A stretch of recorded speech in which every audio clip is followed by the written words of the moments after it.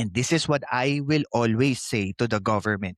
Stop overpromising. Less talk, less mistake. Kasi kahit dito kay Attorney Claire, whatever she says about this question, it will only reflect directly to the president. And I'm sorry, Attorney Claire, I think this is one of your press conference na to is to do damage control for the entire government and most especially kay President Bongbong Marcos. I think dapat ito press conference na to natapos na nung nagsalita siya nung ulat about kay Saldico and then hindi na siya nag-entertain ng question. Kasi sabi ko nga, the more she talks, the more it gives tons of perception and tons of questions to the public. Pruweba, wala ka namang ebidensya ipakita sa publiko, di ba? We don't need your voice. We don't need your opinion. You're nothing.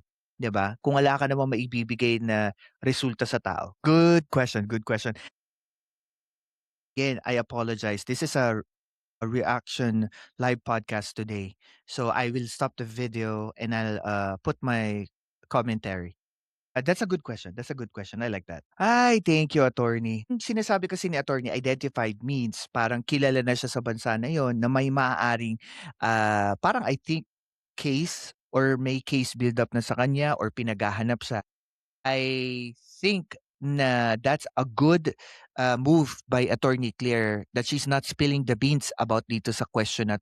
Kasi pag sinabi mo yan, mga contact ni Saldico, even if they probably know or they don't know kung ano magiging hakbang ng gobyerno ng France, Czech Republic, or the Philippines, you're giving a strategy on their part. And this is a good thing na sinasabi niya hindi niya alam. Correct. Tulad ng sinasabi ko kanina, ang Czech Republic, even France, is under the umbrella of European Union.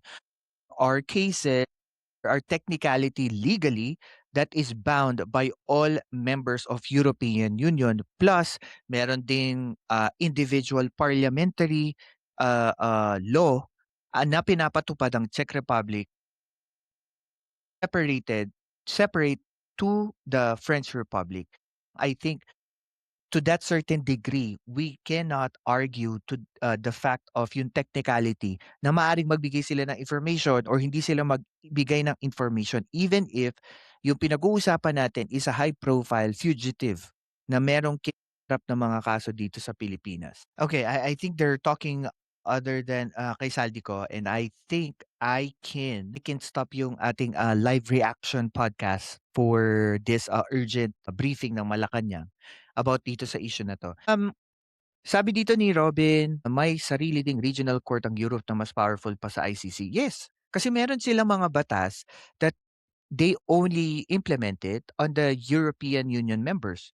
And even kahit dito sa Amerika, President Trump cannot just argue the fact na pwede siyang manghimasok sa bansang kahit anong member state ng European Union. Even if he has issue with one countries. Kahit nga 'di ba ngayon yung NATO, I think currently parang there were talks na parang nire-request nila to have Spain out of NATO. Pero hindi po pwede yun kasi NATO is an organization and there's a lot of members at meron din silang mga batas na pinapatupad. The same as European Union, iba pa yun. And hindi naman ang Pilipinas included doon. So we're not parang we don't have the right to tell the other countries what we want them to do for us.